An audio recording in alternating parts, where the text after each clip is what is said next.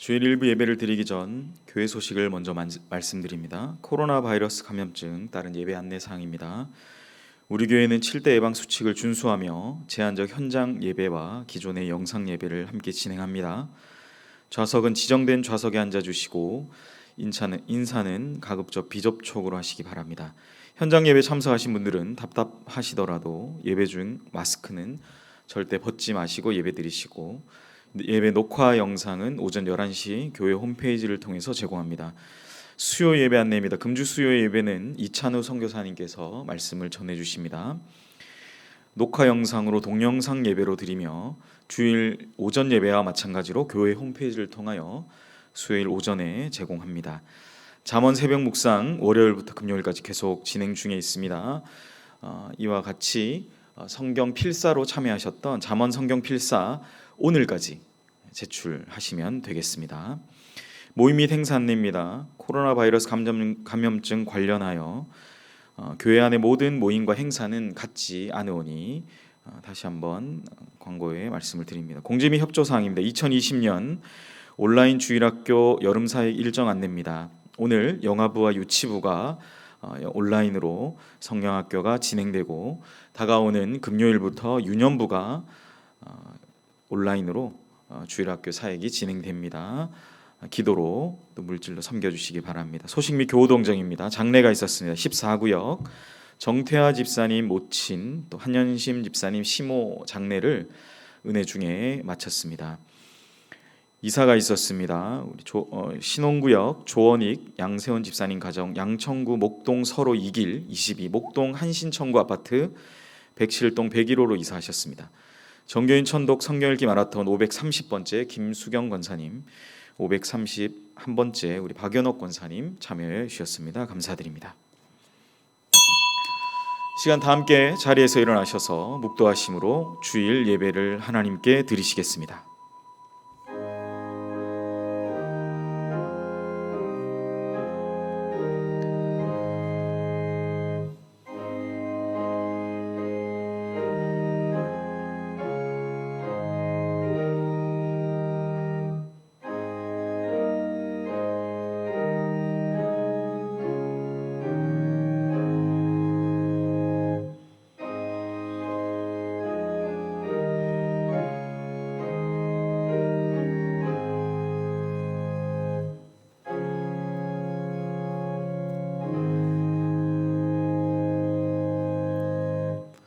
오늘도 살아계셔서 주님의 너른 큰 팔로 안아주시는 하나님 아버지, 모든 무거운 짐을 주께 맡기며 예배의 자리로 나아갑니다.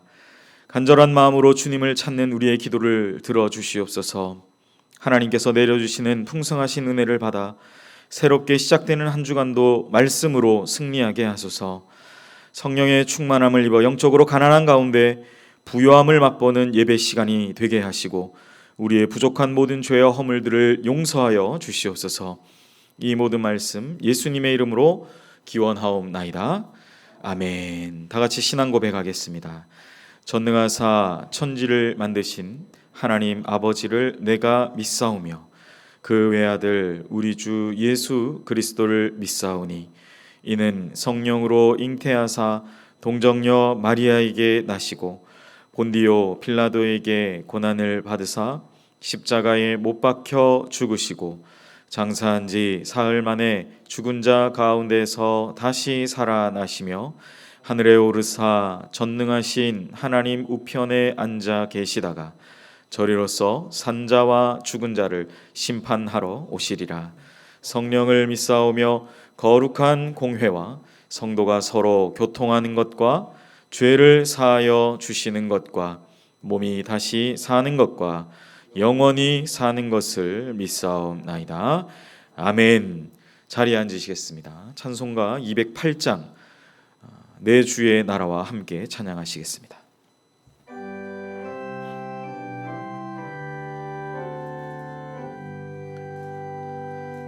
내 주의 나라와 주 계신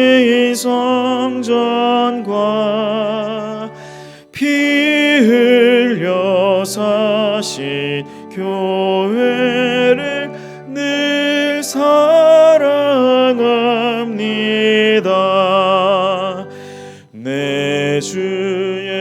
교회는 천성과 같아서 눈동자같이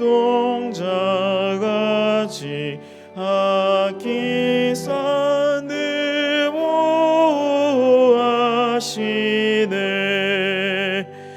이 교회 위하여 눈물과 기도로 내 생명 다하기까지 늘 봉사합니다. 성도의 교제와 교회의 위로와 구주와 맺은 언약을 늘 기뻐합니다.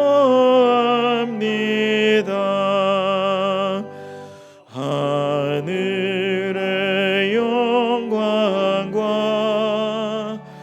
베푸시는 은혜가 진리와 함께 영원히 시온을 넘치네.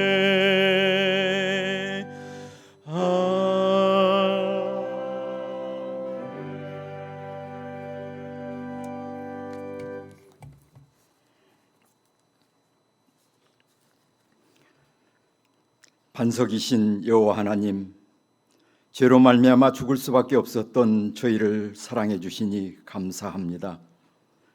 저희에게 구주가 되시는 예수님을 알게 하시고 천국을 바라보게 하심에 기뻐합니다.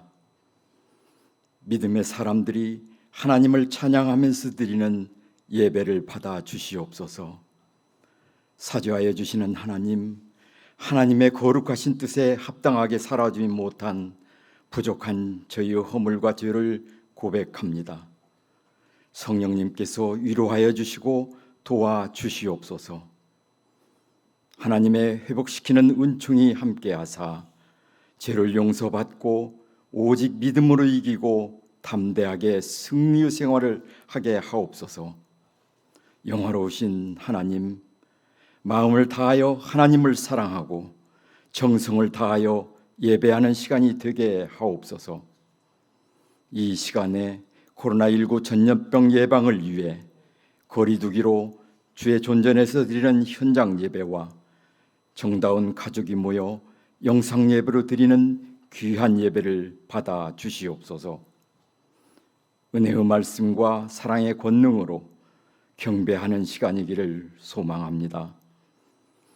전능의 하나님, 지구촌 모든 곳이 코로나 바이러스와 영적 전쟁을 치르는 인간들의 타락한 죄악들을 회개하오니 용서하여 주시고 사회 경제적 어려움이 심화되는 이 나라 이 민족을 불쌍히 여겨 주시어 속히 종식되게 하여 주시옵소서. 코로나 바이러스로 미전도 지역 선교에 어려움이 가중되는 선교사님들을 추방위험에서 보호하여 주시고 더욱더 어려운 여건 속에서도 견디며 복음을 담대히 전하도록 성령 하나님 힘주시고 늘 함께 도와주시기를 원하옵나이다. 교회 주인 되신 하나님, 담임 목사님 청빙을 위하여 기도합니다. 연희교회에 합당한 예수님의 마음으로 성도들의 영혼을 사랑하고 사명감을 갖고 예수님의 말씀과 뜻을 잘 전달할 수 있는 준비된 목회자를 모실 수 있도록 은혜를 베풀어 주시옵소서. 복되고 거룩한 예배를 위하여 안인성 목사님께서 하나님의 뜻을 전하시도록 능력으로 인도하시고 진리의 말씀에 우리 모두가 새로워지고 힘을 얻게 하옵소서. 목사님의 대언하시는 말씀 속에서 삼위 하나님의 거룩하심과 전능하심이 선포되게 하옵소서. 우리의 이웃에는 아직도 많은 나약한 자들이 병 때문에 가난 때문에 고통의 멍에를 지고 살아가고 있습니다. 이 시대가 안고 있는 깊은 고난으로 인하여 어려움을 당하는 어른들 긍휼히 여겨주시고 병마와 싸우며 고통 중에 있는 환우들에게는 치료와 회복의 은총이 임하기를 간절히 원합니다. 이 예배의 시종을 주님의 손에 부탁하옵고 이 모든 말씀을 우리를 구원하여 주신 예수님의 이름으로 기도드립니다. 아멘.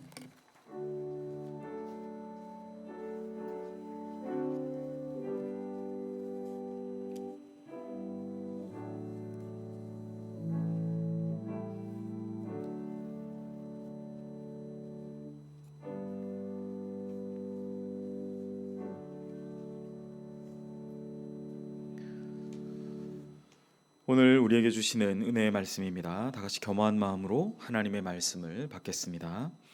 하나님의 말씀은 사도행전 2장 37절에서 42절까지의 말씀입니다. 신약 성경 189면에 있습니다. 사도행전 2장 37절에서 42절까지의 말씀 제가 대신하여 봉독합니다. 그들이 이 말을 듣고 마음에 찔려 베드로와 다른 사도들에게 물어 이르되 형제들아 우리가 어찌할꼬 하거늘 베드로가 이르되 너희가 회개하여 각각 예수 그리스도의 이름으로 세례를 받고 죄 사함을 받으라. 그리하면 성령의 선물을 받으리니 이 약속은 너희와 너희 자녀와 모든 먼데 사람 곧 주 우리 하나님이 얼마든지 부르시는 자들에게 하신 것이라 하고 또 여러 말로 확증하며 권하여 이르되 너희가 이 패역한 세대에서 구원을 받으라 하니 그 말을 받은 사람들은 세례를 받음에 이날에 신도의 수가 3,000이나 더하더라. 그들이 사도의 가르침을 받아 서로 교제하고 떡을 떼며 오로지 기도하기를 힘쓰니라. 아멘. 이 시간 안인선 목사님 나오셔서 이상적인 교회의 모습이라는 제목으로 은혜의 말씀 전해주시겠습니다.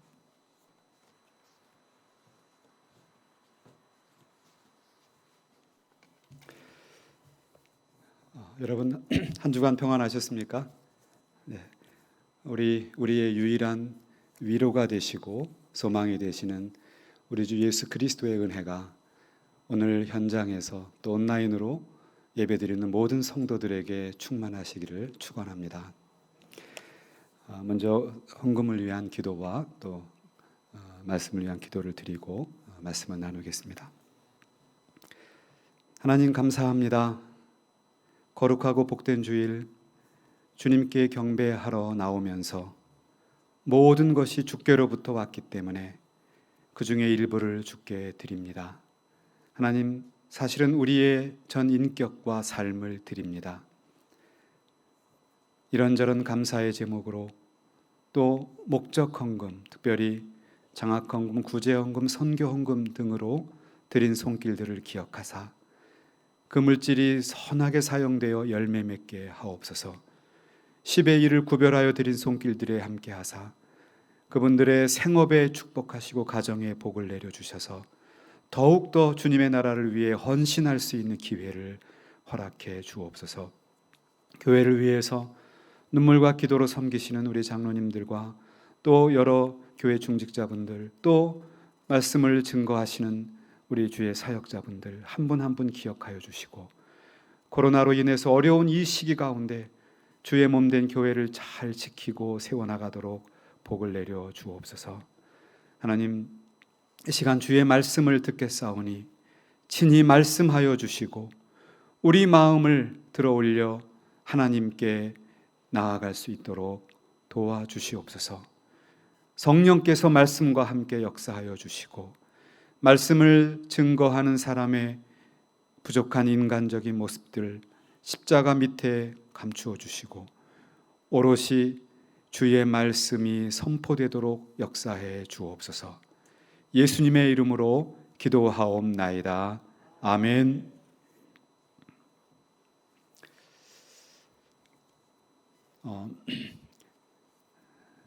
한국 기독교 교회 협의회 NCCK라고 하죠. 청년위원회와 그리고 한국 기독 청년 협의회 이 두 단체가 지난 2018년에 19살 이상 그리고 60세 미만의 남녀 1325명을 무작위로 선발해서 온라인으로 설문조사를 한 적이 있습니다. 그 내용이 어느 언론에 보도된 내용이 있는데 그 내용을 우리가 한번 유심히 살펴볼 필요가 있습니다. 물론 설문조사라는 것이 어떻게 문항을 만들었느냐, 또 표본 그 대상을 어떻게 선발했느냐 이것도 중요하겠지만 공신력 있는 기관들의 그 조사는 오차 범위 안에서는 상당히 신뢰가 있는 것으로 그렇게 되어 있습니다. 그 질문에 교회에 정기적으로 출석하는 개신교 신자들에게 물었습니다. 이상적인 교회는 어떤 것일까요? 그랬더니 응답자의 47.9%가 거의 절반이죠. 작지만 건강한 교회라고 생각합니다. 이렇게 답을 했습니다. 그럼 또 더 나아가서 그럼 지금 현재 출석하는 교회의 문제점은 무엇이라고 생각합니까? 라고 물었습니다. 약 20% 정도가 비민주적인 의사 구조, 또 거의 비슷한 수치가 예배 및 설교 분위기, 그것이 문제라고 생각을 했습니다. 그 밖에 약 11.5% 정도는 여성, 장애인, 성소수자 등에 대한 혐오 발언이었고 8.3%는 과도한 교회 건축, 그리고 7.9%는 지나친 전도였다라고 합니다. 의외의 내용들도 들어 있습니다. 더 질문이 진행됩니다. 그러면 자신을 기독교인이라고 말하지만 정말 교회 나가지 않는, 우리가 요새 유명한 말로 가나안 성도라고 하죠. 안 나가를 거꾸로 한 겁니다. 나는 기독교인이다. 근데 난 교회는 안 나가겠다. 이런 분들이 교회에 나가지 않는 이유가 무엇이겠느냐라고 물어봤더니 가장 많은 19.9%, 거의 20% 정도가 교회에 얽매이기 싫어서 안 나갑니다. 그 외에 14.6%, 역시 적지 않은 숫자가 시간이 없어서 교회를 안 나갑니다. 그리고 13.4%는 목회자에 대한 불신 때문에 교회를 안 나갑니다. 이렇게 이야기를 했습니다. 그러면 지금 기독교인이지만 교회를 안 나가는 그 성도들 가운데 만약 다시 교회를 나가게 된다면 어떤 교회를 나가고 싶습니까? 라고 질문이 계속됩니다. 43%가 가장 많은 사람들이 작지만 건강한 교회를 나가겠습니다. 그 다음 24.1%가 예배 분위기가 좋은 교회를 나가겠습니다. 15.8%는 민주적인 의사소통이 가능한 교회를 나가겠습니다. 그리고 9.5%는 정치 및 사회봉사 참여를 하는 교회를 가겠습니다 라고 말했습니다.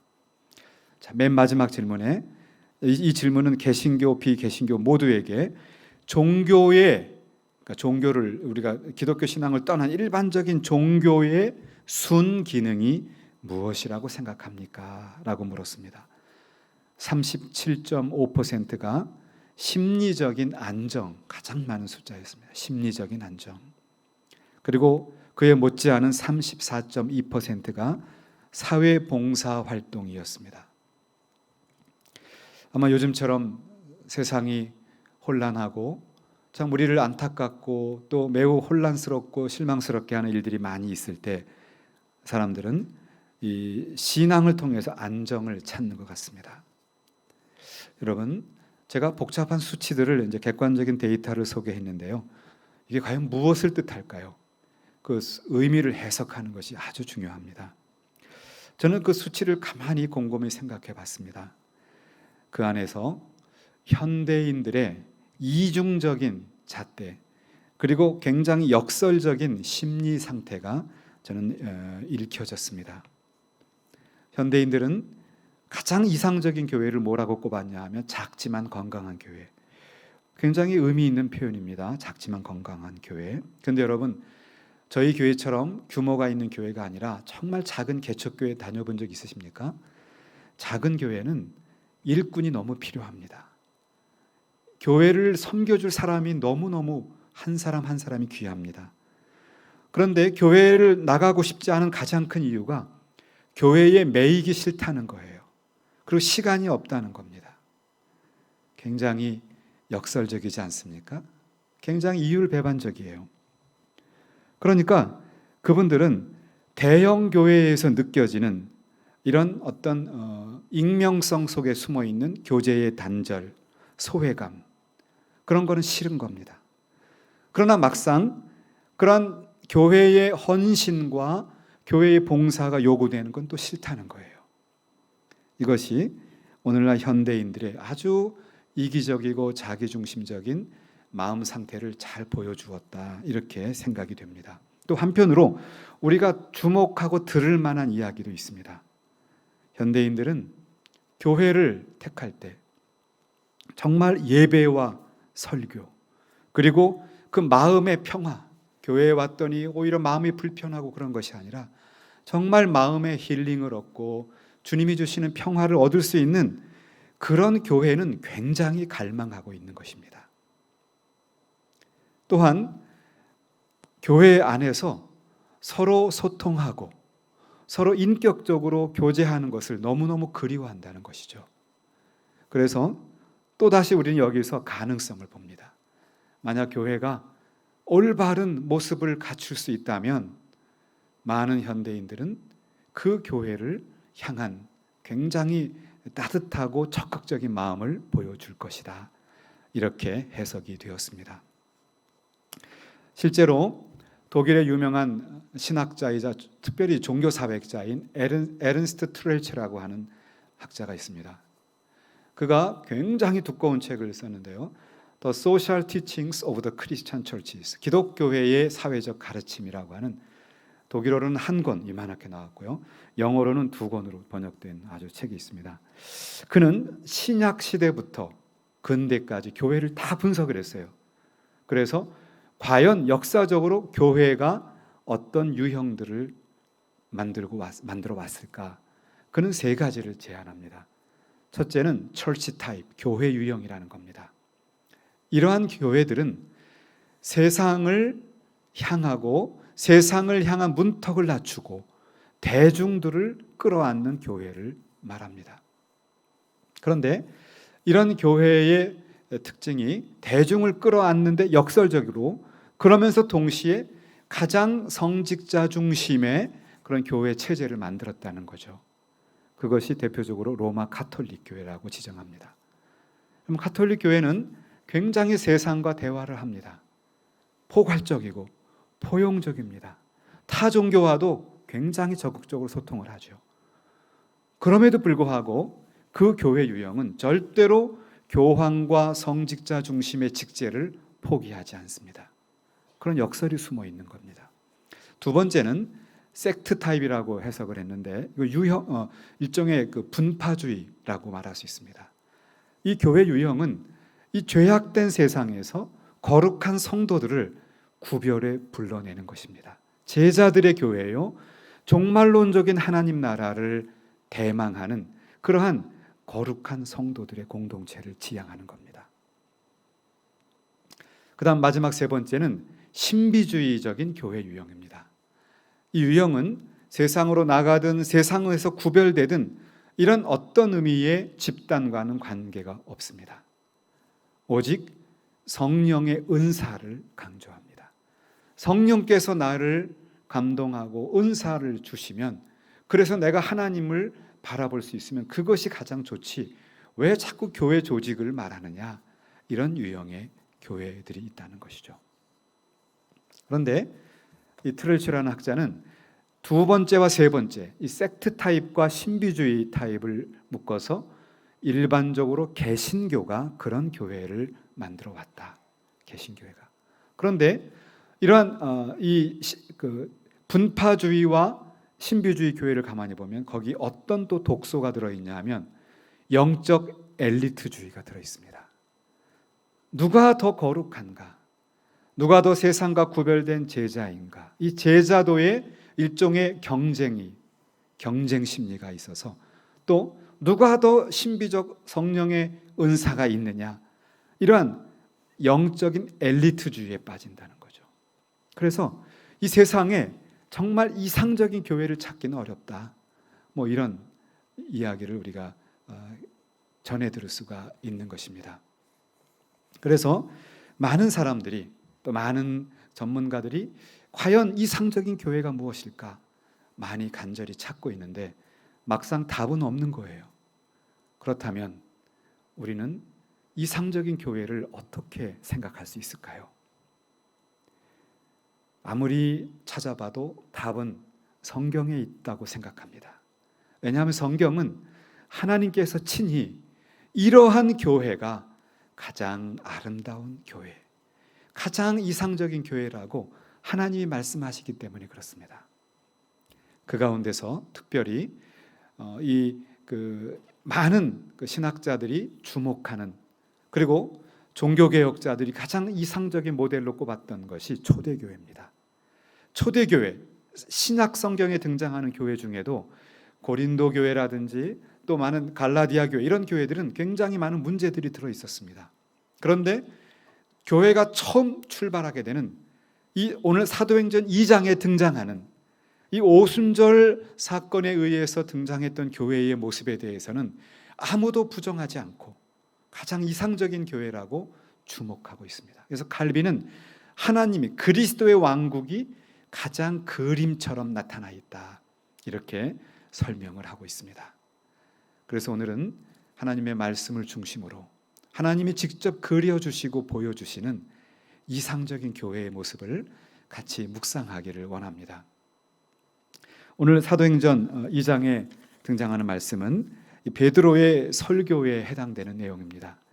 그 문맥을 보면 사도행전 1장부터 보시면 예수께서 죽음에서 부활하셔서 이제 성령을 너희에게 보내주겠다라고 약속하시면서 하늘로 승천하십니다. 그리고는 그 예수님의 말씀을 듣고 그 말씀을 믿고 120명의 성도들이 다락방에 모여서 열심히 기도하며 예수님께서 약속하신 성령을 기다리고 있었습니다. 그리고 6월절이 지난 50일이 되었을 때, 오순절인데 말 그대로 오순이죠. 그때에 강력한 성령의 충만함을 받게 됩니다. 이때 3,000명 이상의 그날 그 명절을 바라보았던 유대인, 전 2장을 보시면 전 로마 지역에서 다 모든 유대인들이 다 모여드는 겁니다. 그리고 순례자들, 그리고 그 예루살렘에 살던 주민들이 같이 예루살렘에 모여 있었는데, 그때 그들을 향해서 베드로 사도가 복음을 증거합니다. 그때 베드로는 요엘 선지자의 말씀을 인용하면서 그 말씀이 이제 응답되었다.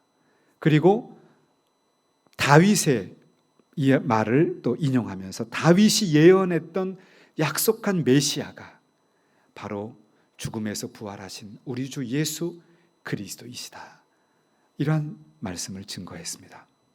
자, 이 설교를 들은 3,000명이나 되는, 그 당시 인구 비례 3,000명이라는 것은 엄청난 숫자입니다. 그들이 마음이 찔렸습니다. 그러면서 물어봅니다, 베드로 사도에게. 그러면 당신의 말씀을 들으니 우리 마음이 찔리고 정말 우리가 무언가를 해야 되겠는데 우리가 무엇을 어떻게 하면 될까요? 라고 물어봅니다. 그때에 베드로가 이야기를 합니다. 회개하고 예수 그리스도의 이름으로 세례를 받고 죄사함을 받고 그러면 성령의 선물을 받을 것이다, 이렇게 말합니다. 그래서 그때 이 베드로의 그 말씀을 듣고 마음에 찔려서 회개하고 그리고 이제 하나님의 자녀들이 된 사람들이 3,000명이나 되었다. 엄청난 교회의 가시적인 출범입니다. 그래서 이것이 이상적인 교회라고 말하는 겁니다. 왜냐하면 그 교회가 주변 사람들에게도 칭찬을 듣고 날로 왕성하게 부흥성장해서 우리가 가장 이상적으로 보는 교회의 모습을 그려주었기 때문에 그렇습니다. 그러면서 그러한 교회가 가지고 있었던, 예루살렘 교회가 가지고 있었던 중요한 특징이 2장 오늘 우리가 읽었던 말씀의 42절에 명확하게 요약되어 있습니다. 그 내용이 오늘 설교의 핵심입니다. 그 내용을 보시면 42절을 제가 읽어드리겠습니다. 그 3,000명이나 되었던 그 초대교회의 본질적인 모습이에요. 그들이 사도의 가르침을 받아 서로 교제하고 떡을 떼며 오로지 기도하기를 힘쓰니라. 여기에서 이 사중 구조를 우리가 볼 수 있습니다. 원래 헬라어 성경을 읽을 수 없었던 중세 시대 교회들은 이걸 삼중으로 보았어요. 사도의 가르침과 떡을 떼는 교제와 그리고 기도. 거기에서 이제 이 교제와 떡을 떼는 것을 같이 붙여놨는데, 종교개혁 시대에 종교개혁 그 말씀 중심의 신앙이 일어나면서 이 성경이 기록된 헬라어를 보니까 그것이 잘못된 것을 발견해요. 아니구나, 4가지 기둥이구나.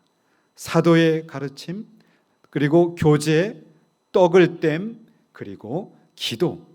우리나라 성경에는 이 기도를 오로지 힘쓴다, 오로지 기도에 힘쓴다고 나옵니다만은 이것은 우리나라 어순에 의한 약간 오해입니다.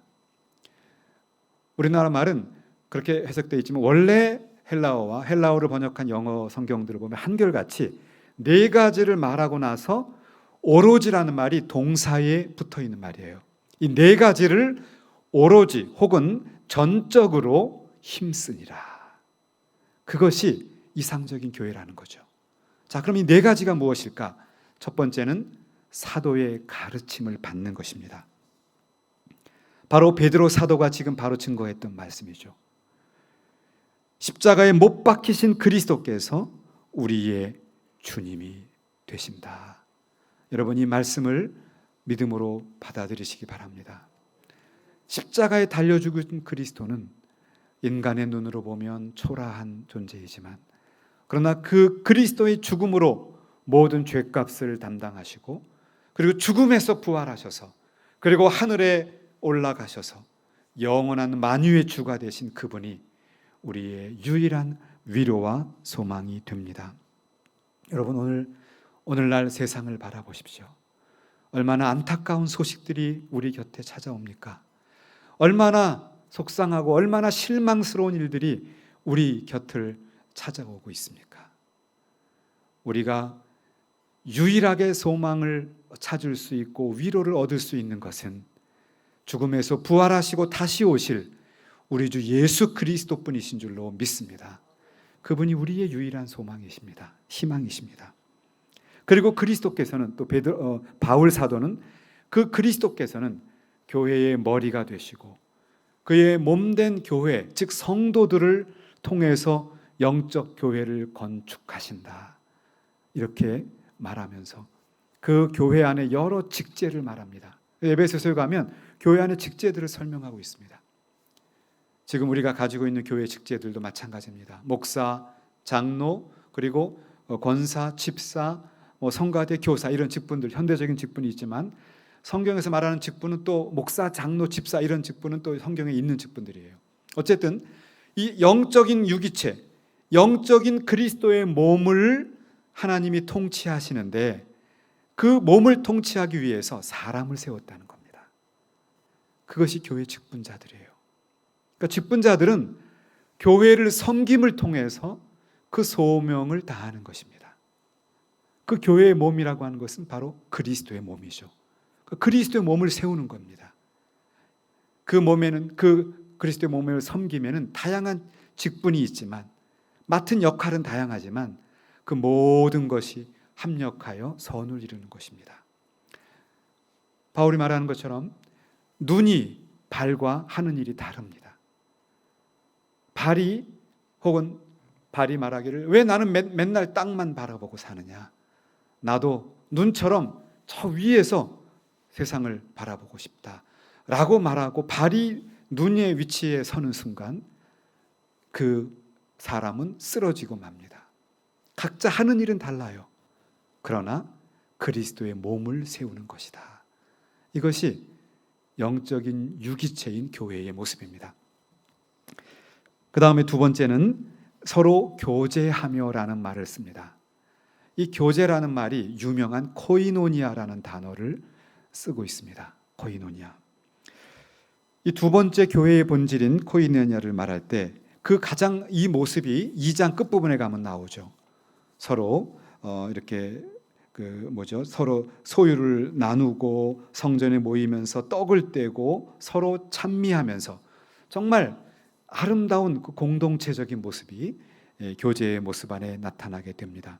그런데 이 교제라는 말과 동일한 그런 의미들이 사용되는 것들을 잘 분석해 보면 한결같이 이 교제라고 하는 말은 그냥 즐거운 나눔 정도가 아닙니다. 아주 구체적이고 특별히 물질적인 그리고 구체적인 그런 행동을 포함하고 있습니다. 그래서 로마서 15장 26절 또 고린도 후서 8장 4절 고린도서 9장 13절 이런 내용들을 잘 보시면 이런 어떤 내용이 나오냐면 이 마게도냐와 아가야, 지금으로 말하면 그리스 지역입니다. 그리스 북부 지역, 북그리스 지역. 이 그리스 헬라 지역의 성도들이 예루살렘에 기근이 들었을 때, 기근이 심하게 들었나 봐요. 왜 북한에 기근 들듯이.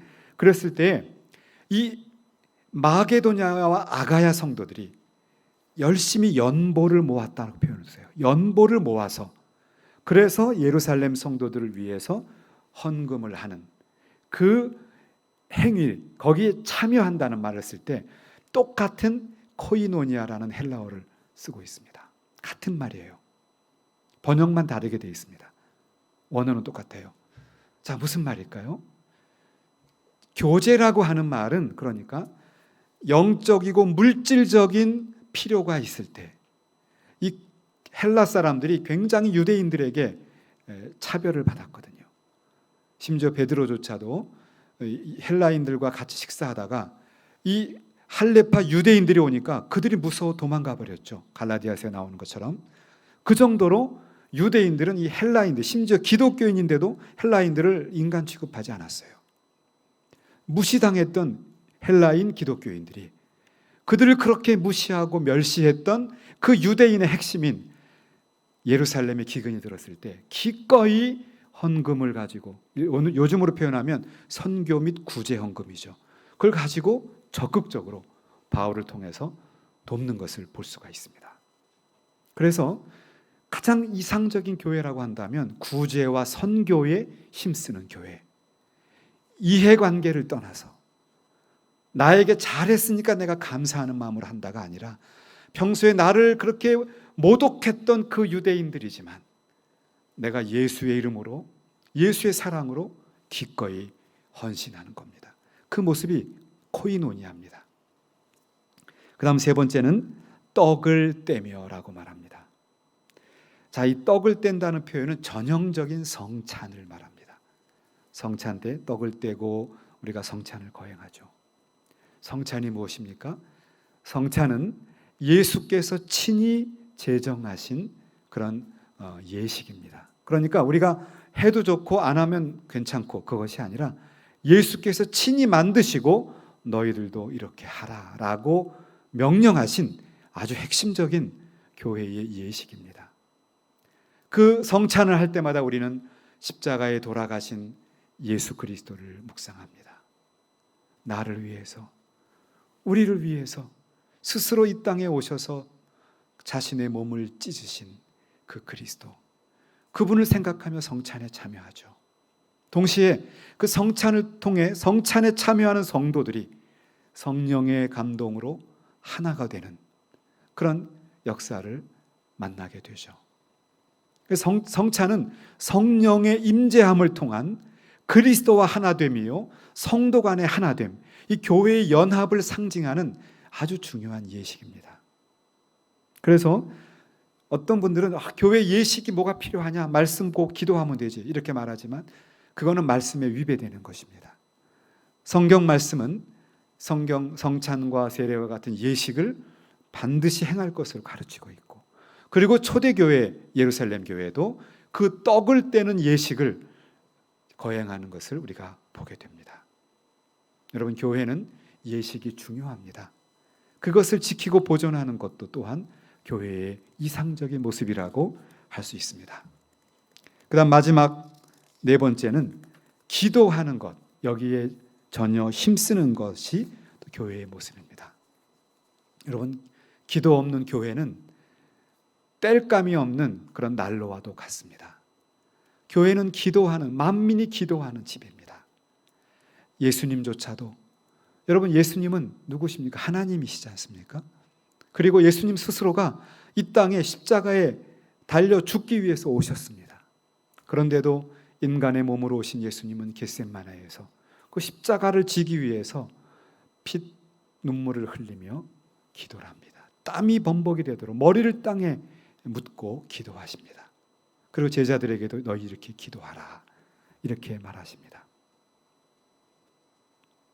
기도는, 그러니까 예수님은 기도를 안 해도 충분히 모든 일을 이룰 수 있는 분이지만, 인간의 몸으로 오신 예수님은 첫째는 우리에게 모범을 보여주기 위해서, 둘째는 실제로 예수께서도, 인간의 몸으로 오신 예수께서도 십자가를 지기 위해서는 기도해서 아버지와 교통을 해야 하기 때문입니다. 그래서 성도에게서 기도는 굉장히 중요한 교회의 본질이 된다, 이렇게 말할 수 있습니다. 그러면서 기도는 우리가 잘못 생각하면 내 뜻으로 하나님을 이렇게 끌어오는 것으로 오해할 수 있지만, 예수님이 친히 가르쳐 주신 기도를 보면 너희도 이같이 기도하라 하면서 주기도문을 가르쳐 주시는데, 뜻이 하늘에서 이루어진 것처럼 땅에서도 이루어지리이다. 하나님의 뜻이 나를 통해서, 우리 가정을 통해서, 우리 교회를 통해서 이루어져서 하나님을 영화롭게 할 수 있도록, 그래서 우리도 더불어 행복하고 복될 수 있도록, 이 둘이 분리되지 않아요. 하나님을 영화롭게 하고 하나님의 뜻을 이루면 우리도 행복하고 우리도 복된 것입니다. 왜냐하면 하나님의 뜻과 일치되기 때문에 그렇게 기도하라고 가르쳐 주셨습니다. 그런데 기도를 해도 좋고 안 하면 할 수 없는 게 아니라, 예수님이 비유로 든 기도가 있죠. 불의한 재판관과 과부를 생각해 보십시오. 과부는 한이 맺힌 아픔이 있었습니다. 재판관에게 찾아가서 이 문제를 해결해 달라고 요청합니다. 이 불의한 재판관은 귀찮았어요. 쫓아내고 차별하고 해결하려고 마음을 갖지 않았습니다. 하도 찾아가니까 그가 결국은 감동해서 듣게 되죠. 무엇을 의미합니까? 우리가 하나님께 기도드릴 때는 한두 번 기도드리고 안 되니까 에이 말지 집어 던지는 것이 아닙니다. 그러한 과부와 같은 마음으로, 한나와 같은 마음으로 간절히 주께 부르짖고 기도하고 아뢰면 우리의 전부 되시는 하늘 아버지 되시는 하나님께서는 우리의 기도를 다 받아서 그것을 전해주시는 우리의 중보자 되시는 예수 그리스도, 그래서 우리가 기도할 때 예수의 이름으로 기도합니다 하죠. 우리 모든 기도를 다 받아서 아버지께 중보하시는 그 아버지와 아들의 연합 사역에 의해서 우리는 기도의 응답을 통해 우리도 행복하고 하나님의 공동체를 복되게 할 줄로 믿습니다. 기도도 교회의 본질입니다. 자, 그러면 우리가 지금 네 가지 이상적인 교회를 살펴보았습니다. 사도들이 전했던 하나님의 말씀, 그리고 교제, 즉 구제와 선교, 그리고 떡을 떼는 것, 즉 성례, 그리고 예배, 이런 예전들, 그리고 네 번째는 기도. 자, 이런 일에 전적으로 힘쓴다. 자, 이 정도 말씀드리면 이미 웬만한 교회 성도들은 그거 나도 아는 거입니다. 나도 원래 알았네요. 특별한 거 없네요. 라고 말할 수 있어요. 왜? 복음은 아주 심플합니다. 네 가지를 성경이 말하고 있습니다만은 문제는 어떻게, 무슨 능력으로 그런 교회를 세우냐는 것입니다. 역사상 어느 누구인들 이상적인 교회를 세우고 싶지 않았겠습니까? 세우고 싶죠. 이상적인 영적 가정, 이상적인 부부의 관계, 이상적인 그런 영적인 공동체를 누구나 세우고 싶은데, 문제는 어떤 힘으로, 어떤 방법으로 세우느냐. 우리 머리는 알고 있는데 우리는 실제 행함을 못하는 우리들을 향해서 베드로는 친절하게 가르쳐주고 있습니다. 사실 우리가 앞에 보았던 내용입니다. 베드로는 이렇게 말합니다. 저희가 이 말을 듣고 마음에 찔려서 베드로와 사도들에게 우리가 어떻게 할까? 라고 물어봤을 때 베드로가 했던 말이죠. 너희가 회개하여 그리스도의 이름으로 세례를 받고 죄사함을 얻어라. 그러면 성령을 받을 것이다. 이렇게 말한 겁니다. 그러니까 우리가 죄사함을 얻고 성령을 받아서 영적으로 건강하고 이상적인 교회를 세우려면 이 말을 받아서 우리 마음에 찔림이 있어야 한다는 것이에요. 베드로가 전했던 이 말은 무엇일까요? 베드로는 과감하게 말합니다. 너희들이 십자가에 못 박았던 그 예수가 이제는 하나님이 그를 부활 승천케 하셔서 우리 주와 그리스도가 되게 하셨다. 우리들이 십자가에 못 박고 우리들이 시도 때도 없이 부인하는 그 예수 그리스도, 그분을 하나님은 그를 다시 부활 승천케 하셔서 우리의 주가 되고 그리스도가 되게 하셨다라는 말입니다. 이 복음의 핵심, 예수 그리스도의 피 묻은 이 복음을 받아들이고 우리 마음에 찔림이 있어야 합니다. 피얼스라고 표현하는데 마음을 파고드는 거예요. 예수 그리스도의 피 묻은 복음을 듣고도 마음에 찔림과 아픔이 없고 마음에 아무런 느낌이 없다면 우리의 마음은 어느덧 회칠한 무덤이 된 것입니다. 저는 아침에도 예배 드릴 때, 찬양을 할 때 우리 오르간과 피아노 맞춰 찬양을 드리면 마음으로부터 눈물이 나옵니다. 오늘날 코로나 때문에 마음껏 예배 드릴 수도 없고 많은 제한들이 있을 수밖에 없는 현실을 보고 한국 사회의 음울하고 어두운 그런 흐름도 생각해보고 그리고 우리 자신들의 모습을 생각할 때 이렇게 함께 모여서 혹은 온라인으로 이런 오르간과 반주에 맞춰 찬양하는 그 순간에 마음에 얼마나 감동이 되는지 몰라요. 마음에 아픔이 있고 마음에 찔림이 있고 말씀을 읽고 말씀을 들을 때 우리 마음에 감동들이 있습니다. 이건 성령께서 하시는 일입니다. 바로 이러한 마음에 찔림이 있고 그리고 죄 사함을 받아서 성령을 받은 그러한 영적인 공동체, 그런 공동체의 모습이 바로 사도의 말씀을 받고 교제하고 떡을 떼는 그 예전과 그리고 기도에 힘쓰는 그러한 교회를 세울 수 있는 것입니다. 여러분, 이상적인 교회는 인간의 힘으로 만들어질 수 없습니다. 아름다운 교회는 인간이 아무리 노력해도 만들어지지 못합니다. 아름다운 교회는 성령께서 만들어 주십니다. 성령께서 만드시기 위해서는 우리 마음이 예수 그리스도의 피 묻은 복음을 들었을 때 눈물이 있어야 하고 기도가 있어야 하고 우리 마음으로부터 그리스도로 돌아가고자 하는 결단이 있어야 합니다. 그러한 상황이 발생되었을 때 사도행전에 나오는 그 아름답고 그 멋있고 역동적인 역사를 바꿀 수 있는 그 로마를 완전히 바꿀 수 있는 살아있는 교회 공동체가 세워질 수 있습니다. 이것이 우리가 말씀을 통해 배우는 결론입니다. 아무쪼록 우리 교회 모든 성도들이 하나님의 말씀 앞에서 새롭게 되는 피조물이 되어서 예수 그리스도의 이름만 들어도 눈물이 나고 그리스도의 몸된 교회라고 우리 교회라는 말만 들어도 눈물이 날 정도로 사랑하고 섬기고 그리고 아름다운 영적 공동체를 세워가시는 우리 모든 성도들이 다 되시기를 교회의 머리가 되시는 우리 주 예수의 이름으로 축원합니다. 기도하시겠습니다. 하나님 감사합니다.